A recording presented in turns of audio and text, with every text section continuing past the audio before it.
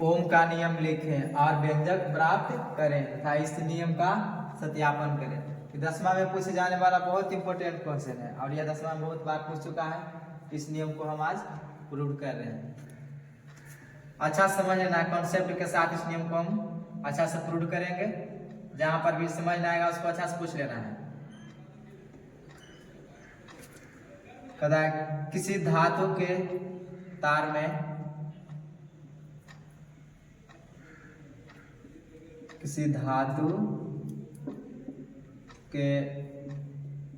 में प्रवाहित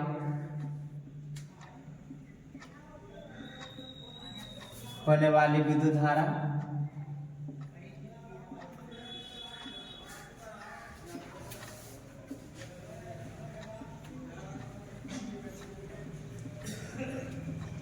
किसी धातु के तार में प्रवाहित होने वाली विद्युत धारा उस तार के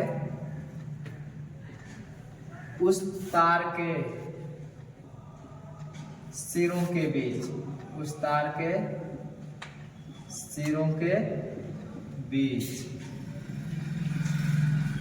विभवांतर के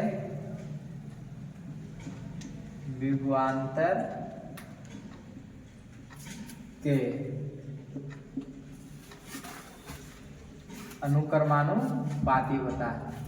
अनुक्रमानुपाती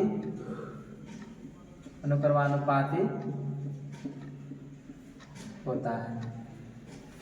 नियम कहता है कि किसी धातु के तार में प्रवाहित होने वाली विद्युत धारा उस तार के सिरों के बीच विभवांतर के अनुक्रमानुपाती होता है। जो विभवांतर है विद्युत धारा के अनुक्रमानुपाती यानी कि समानुपाती होता है। नियम कहता है। इसका व्यंजक प्राप्त करने के लिए सबसे पहले मान लिया कि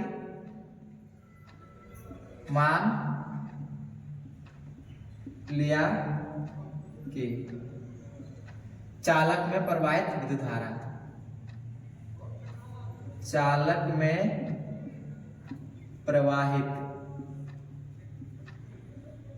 विद्युत धारा बराबर I।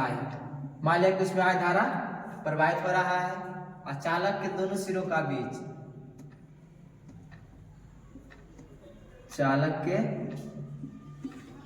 दोनों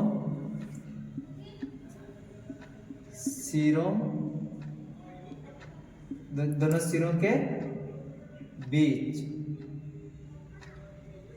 बीच का विभवांतर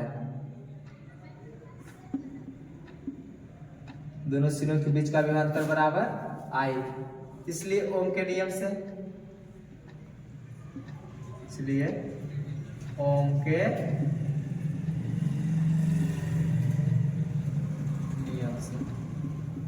के नियम क्या कहता है? किसी धातु के तार में प्रवाहित होने वाली विद्युत धारा उस तार के सिरों के बीच विभवांतर के अनुक्रमानुपाती होता है। विभवांतर के अनुक्रमानुपाती विद्युत धारा होता है यानी कि V अनुक्रमानुपाती I। जब हम ओम के नियम में अनुक्रमानुपाती यानी समानुपाती को हटाते हैं तब बराबर में R को लिखा जाता है और ये R एक नियतांक है जिसे हम प्रतिरोध कहते हैं। जहां R एक नियतांक है जिसे प्रतिरोध कहा जाता है।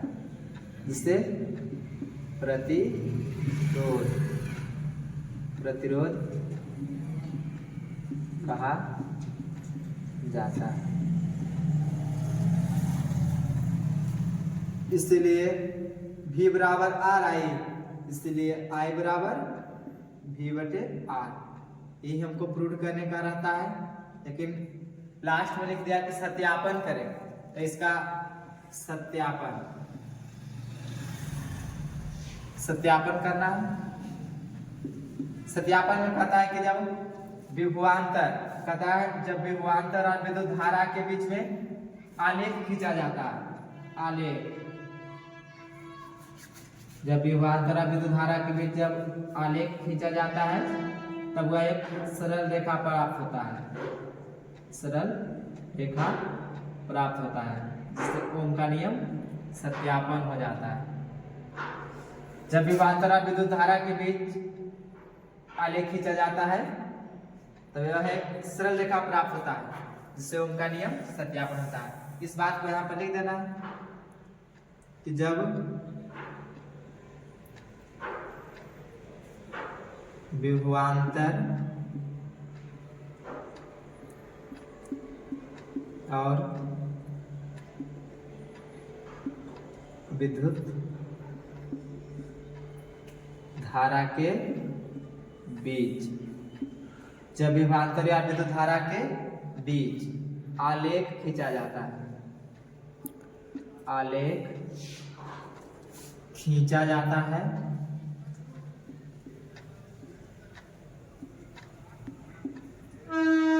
आलेख खींचा जाता है,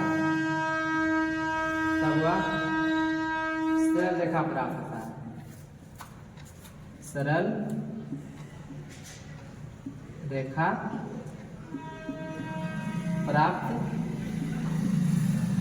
होता है, जिससे ओम का नियम सत्यापन हो जाता है, जिससे ओम का नियम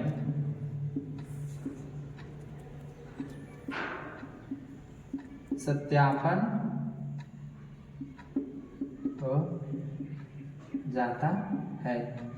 यही ओम का नियम है और यह 5 नंबर के फिजिक्स में पूछा जाता है। इस बार अब फिजिक्स में 6 नंबर का क्वेश्चन कर दिया है, 6 नंबर के पूछा जाएगा और ये बहुत इंपॉर्टेंट क्वेश्चन है, इसको अच्छी तरह से याद कर लेना है।